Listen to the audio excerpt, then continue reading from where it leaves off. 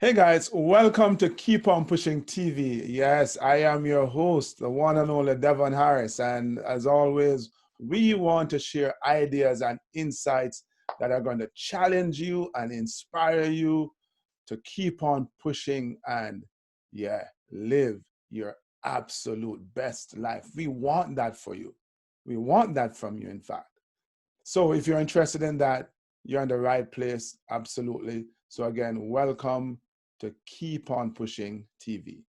Our guest today is a professional certified ICF and PCC level executive coach, right? So at the international level, she's an international certified coach and a professional certified coach as well, and a facilitator with extensive experience on goal discovery and pathways to attainment.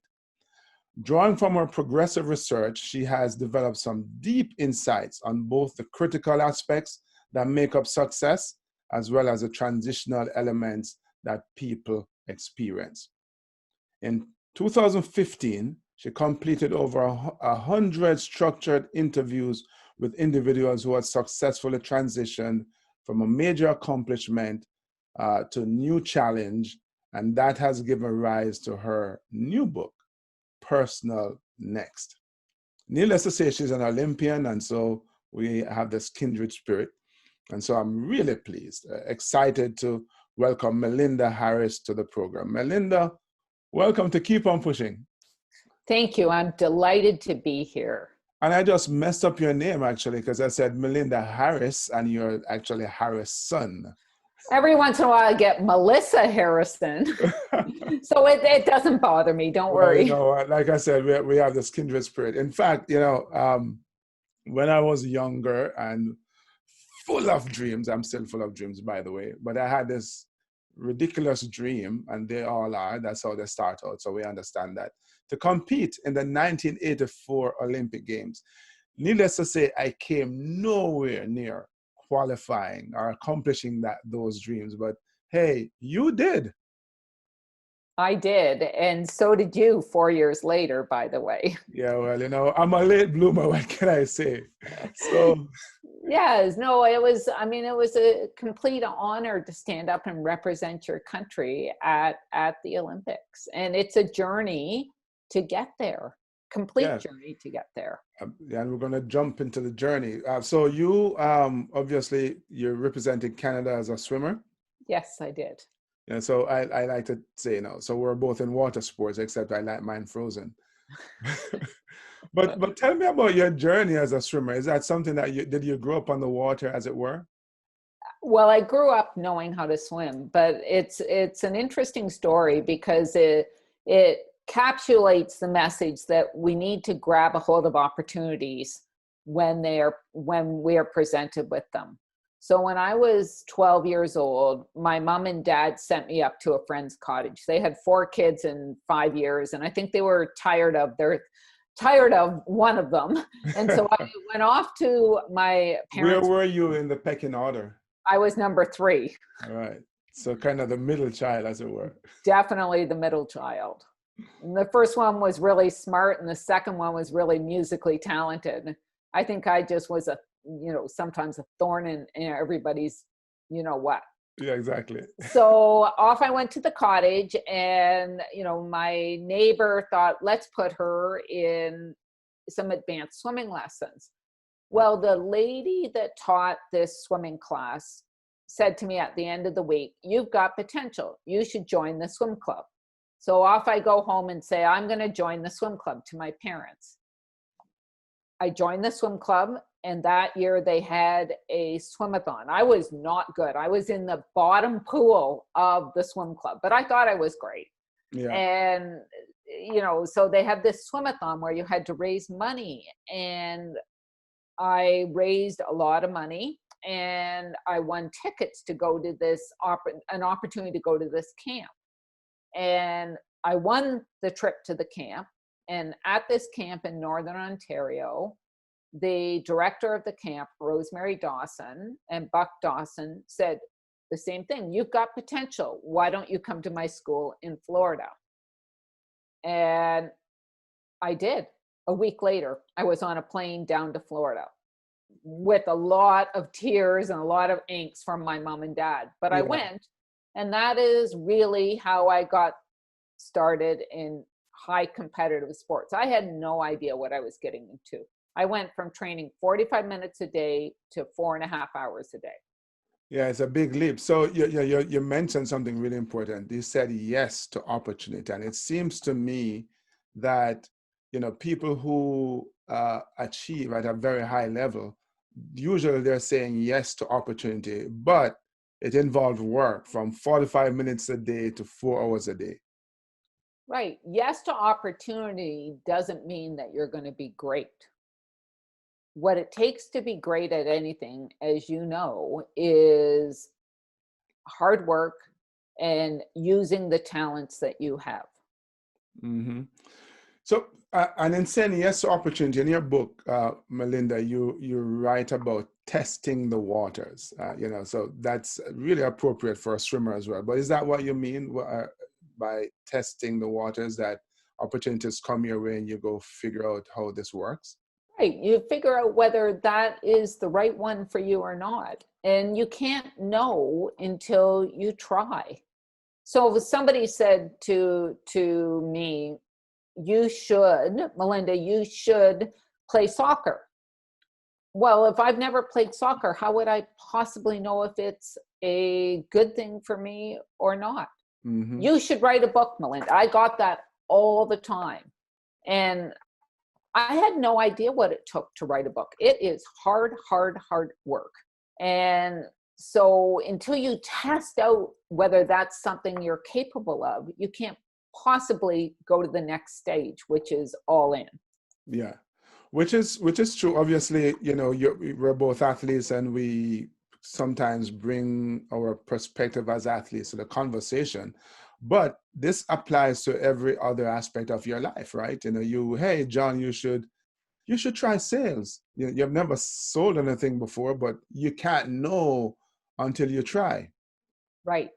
And it absolutely applies to everything. We tend to do the things we're good at. And yet, if you don't try other things, how do you know if you're going to be good at them or not? How do you know you like them? Yeah. And so that brings, once you test the waters and you start to make an effort in order to really get good, it requires a certain level of commitment, right? That's the all-in philosophy. Right. So what happens, and again, I'm going to refer to sports, but it applies to anybody that decides it's time to go all in, is that you start to realize that you have potential and that you can make something out of this thing that you've tried. But that potential will not actualize itself without hard work. And the all-in stage is that time where you say, I am going to commit to this goal, whatever the goal may be, and I'm going to do the necessary things to try and actualize the potential. And that a lot of other things go on during that all-in stage. You get a lot of recognition. And with that recognition, it can motivate you to keep going, to keep trying. And so it's not just you that is all in. Your environment that you're surrounded by also is all in.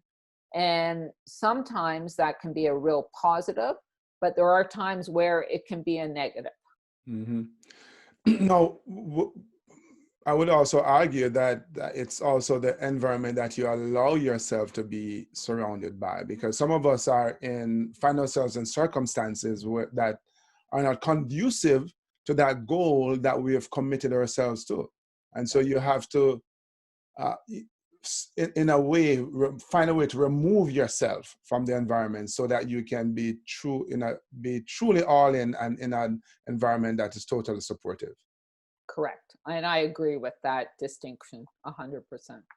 Now, so as you get into this idea of all in, and we have very different definitions of success as well. Right. How would you define personal best? Because you kind of test the waters, and you you decide to give this thing a good try. So you're committed to it, and you get to a point where, you're successful, and you probably, reach the pinnacle of your success. How do you describe your personal best? Are you asking me how I describe my personal best, or just how does one? So it's an interesting thing, and it was something that I really learned through these interviews, is there's a very public personal best. So as an athlete, or as someone who is successful in their career, you have a public persona of what that personal best is. But many of the individuals that I interviewed talked about a very, very different kind of personal best. And that was the personal best that resonated from within them. Mm-hmm. So it was understanding, there was a training session that gave them the confidence to move forward, to keep going.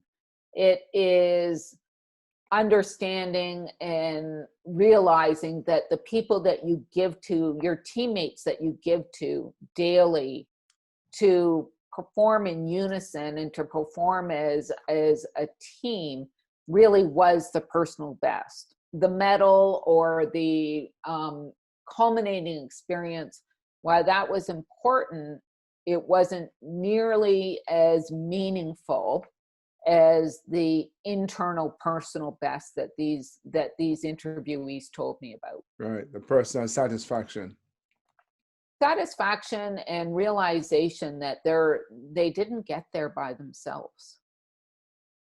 Yeah. We talk about the glorification of the gold medal or the experience of being an Olympian, and that is what you strive to do.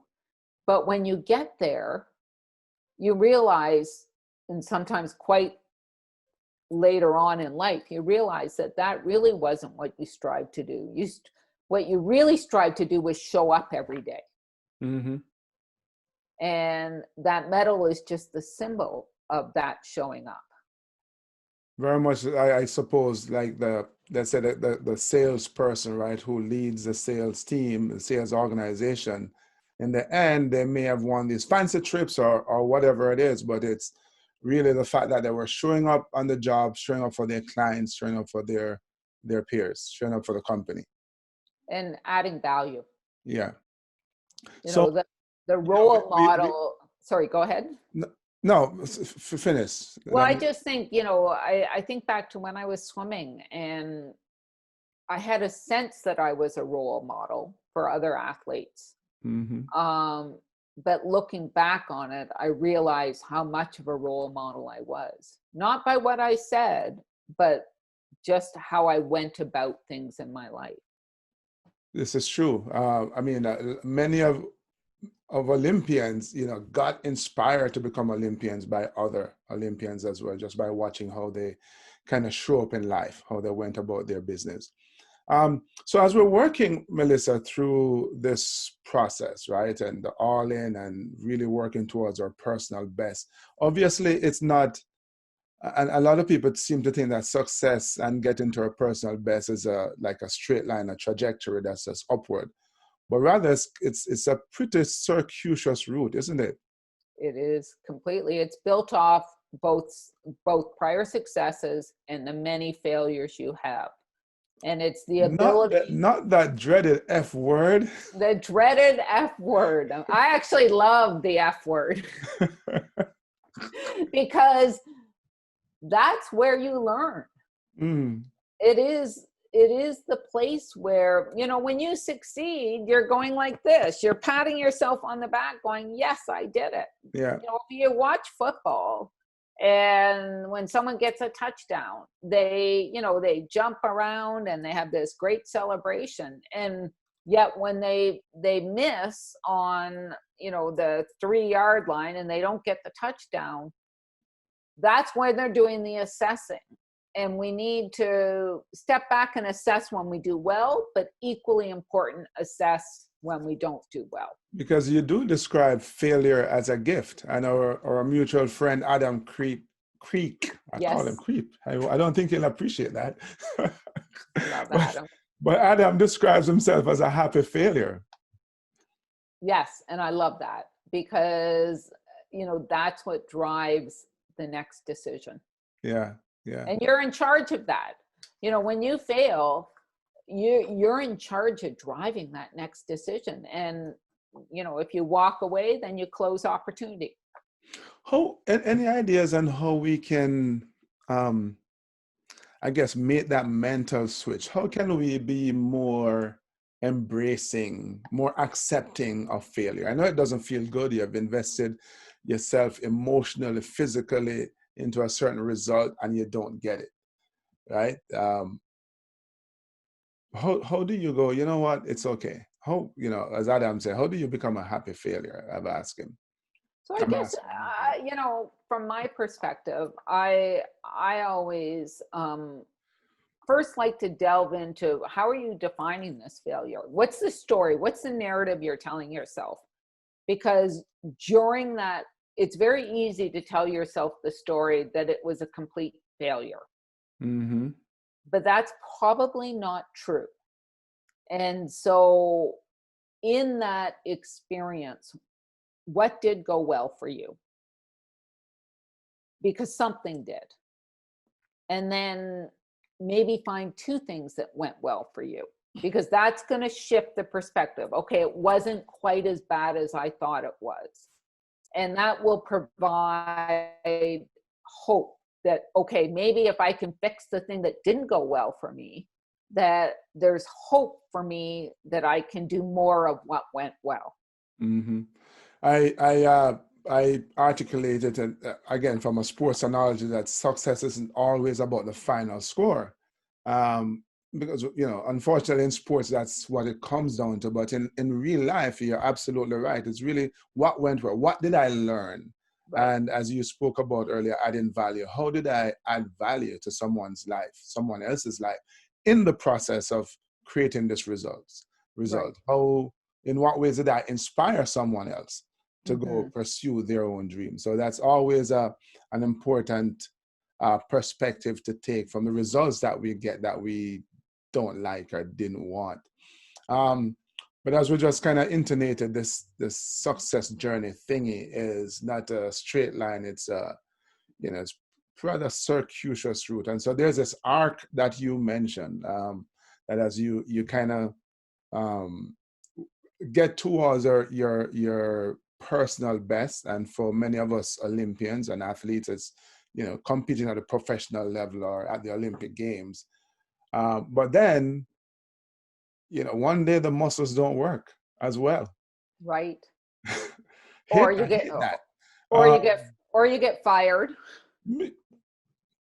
That's so you're right. So if we take it outside of the sports realm, there are all these transitions that we go through. You get fired, the business fails, the relationship explodes, we end up with a health crisis, you name it, right?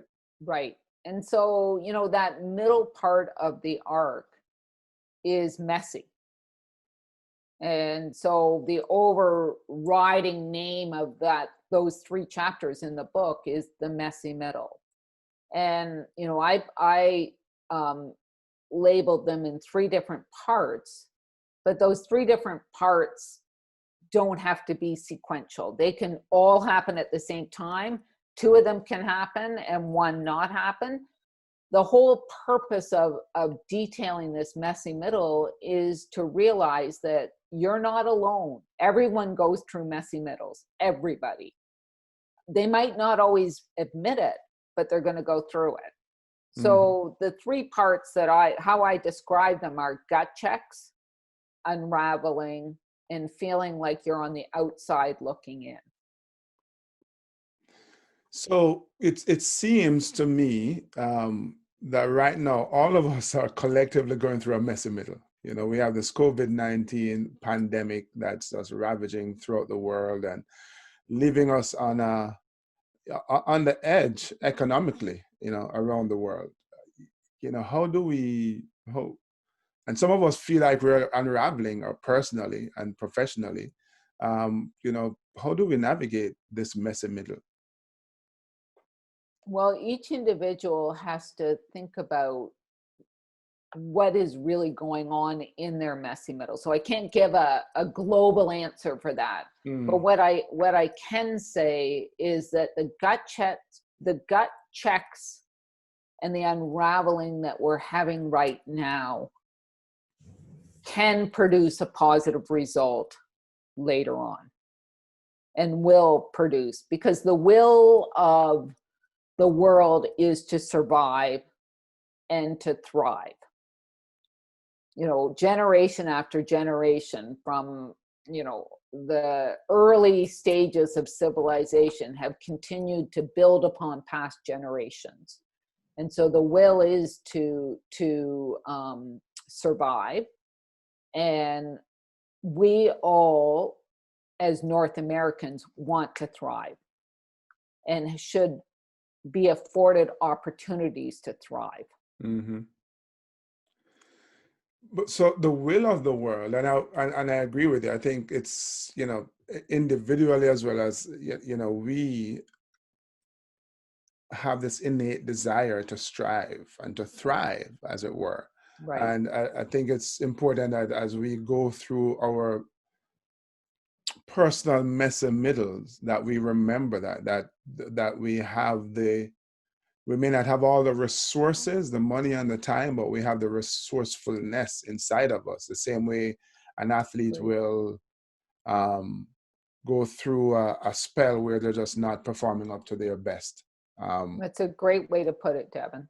Fantastic way to put it. Yeah. And you know, this will is, you know, you have to look at this will. Like, what is it that you want to create? Because one thing that I learned, another thing I learned in these interviews, is that which you created before can't always be replicated going forward. And so your experience as an Olympian in 1988 is you can't replicate that. You can't replicate living in an athlete village. So stepping back and saying, what part of that experience was so, excuse me, just a second.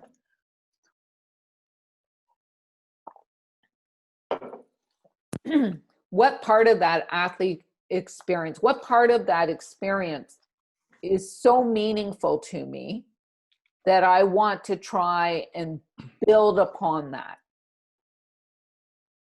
And Yeah. I can hear from, you know, from your story that really is about showing up in leadership and connecting to people and providing motivation.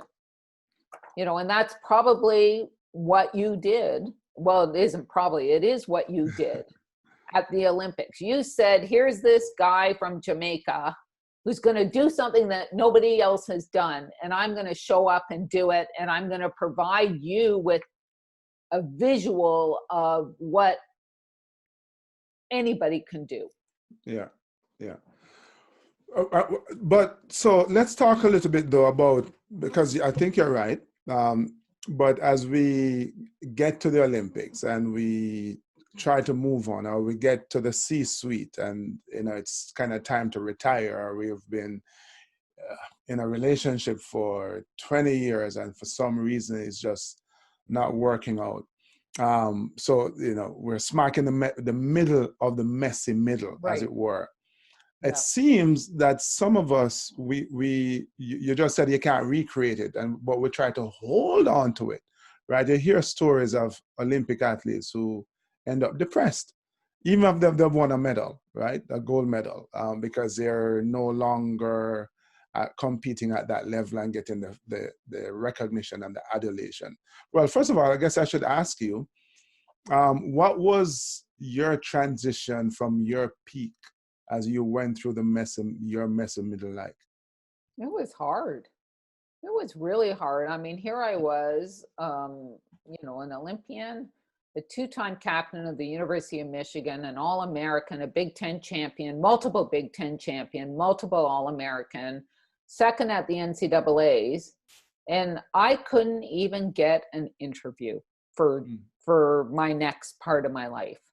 And so it was hard. It was challenging. And it wasn't till I stepped back and thought, what is it that I'm missing that can help me to move forward? And so, you know, I believe in that messy middle, that it's the absence of those things that we had as we strive for personal best that keep us from moving forward. So what you're saying is that basically we need to, well, I guess as athletes, if you're competing, you definitely need to be thinking about, life after competing. But someone who is in a completely different profession and working to reach to the top, or someone who is in a relationship, but I think it would be counterproductive for them to be thinking, I'm in the middle of this relationship, I need to be thinking about what life is going to be like after this relationship, right? So isn't it? Yeah, if you're thinking that, you're probably not in a good place in that relationship. Exactly, right, or your career. So I guess the key is to be able to, when you do come to the end and you're transitioning from whatever that experience is, to be able to quickly come up with a new vision of what you want your life to be? Well, you're going back to testing the waters again. So it really is a cycle back to starting to test other things. Mm-hmm. So, and I would argue that while many athletes are intellectually told about the experience of transition and prepared for it, very few are emotionally ready for it. And so like the executive or like the person that's in a relationship, you might have a friend that went through it, and so you intellectually understand what it's like to be on the outside looking in. But until you emotionally experience it yourself, it's going to be you won't get it. You don't get it until you go through it. Yeah. You know, my first two Olympics, Melinda, I was in the Army. And so I would literally take my bobsled uniform off, put my Army uniform on, and went back to work. I remember after Nagano, I woke up in Salt Lake City, and I didn't have to go training. And for a moment, I felt lost. I'm like, what do I do with myself now? You know, Right. I think fortunately for me is the fact that before I even got to the Olympics, I was thinking about becoming a motivational speaker. So I was able to kind of, start focusing my energies towards that. But as I was kind of, reading through your book and thinking about my relationship to sports and the Olympics and so on, and, you do mention that some of us, well, we kind of hold on. And I realized that up until perhaps last year, although I didn't see myself competing anymore, I probably held on to bobsledding for way too long as well. Although I was pursuing, this new chapter in my life. Is I love that one that. of the issues for people, whether it's athletes or, people who just can't get over a bad breakup or a bad firing, another kind of breakup? Is that the issue there? We hold on way too long? Yes. And first of all, let me acknowledge what you just said. That is it's such a great awareness, because then you can start to discover new aspects. When you hold on to something, it's like you don't have room to discover new parts of yourself. And so it is a natural tendency to want to hold on to what we had developed, a persona, basically. The problem becomes psychologically, you realize how great you were, and underneath you're saying, well, I'm not that great anymore. Under the surface of that psychological persona that you have, right, your mind is saying, that as I call it in my book, the itty bitty shitty committee is saying, I'm never quite going to get there again. And I would argue that you can far surpass that experience, that past experience, if you allow yourself to let go of that past experience. Indeed. Because as you said earlier, you can't recreate the past. You can certainly create a new one. And as you come to the end as you're going through the transition of this messy middle, you're kind of cycling back to testing the waters. The difference in my mind is that now you have all this world of knowledge and experience, and skills that you have developed that you can now apply. It's kind of very in sync with my keep on pushing philosophy. Yes, and so you should use all that knowledge and experience. So that takes us to what you described, right? What's next? What's the personal next? Right. And that is the discovery. I mean, how lucky are we that we have had the experiences that we've had, that we've stood up and represented our country, that we know what hard work is, that we know that when the alarm goes off at 5:30 or 5 o'clock for a swimmer, that there's no option but to get out of bed. That's deeply embedded in our DNA. And it's embedded in the high performer executive, it's embedded in the salesperson, it's in, those things that got you to that point are deeply embedded. But if they only stay in the past, so too will you. Mm-hmm. So we have to articulate, well, what were those soft skills that got us to that point of a personal best? And then how am I using those soft skills to help me to gain and start on the path to a personal next? Right. So that's, it sounds like an introspective journey that all of us need to embark on, whether we're Olympic athletes or, I argue that we're all competing in the Olympics of life anyway. Right. But whether you're an exec or a parent or whatever, it seems that it requires a certain level of introspection to identify what that personal next is, and then to look at all the resources you have, i.e. the skills that you have developed, the knowledge you have gained over the years, and how you're going to apply those to this part of the journey, next part of the journey.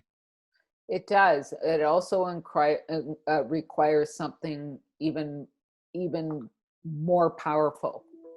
And that is having the vulnerability to admit that you don't know. This is true. And so if you're a superstar in whatever field you're in, and all of a sudden you're on the outside looking in, and you're no longer in that realm of superstar, but everybody still looks at you as a superstar, and you don't want to shatter that image and say, I need help. That's your point of, that's the wall you're running into. Mm-hmm.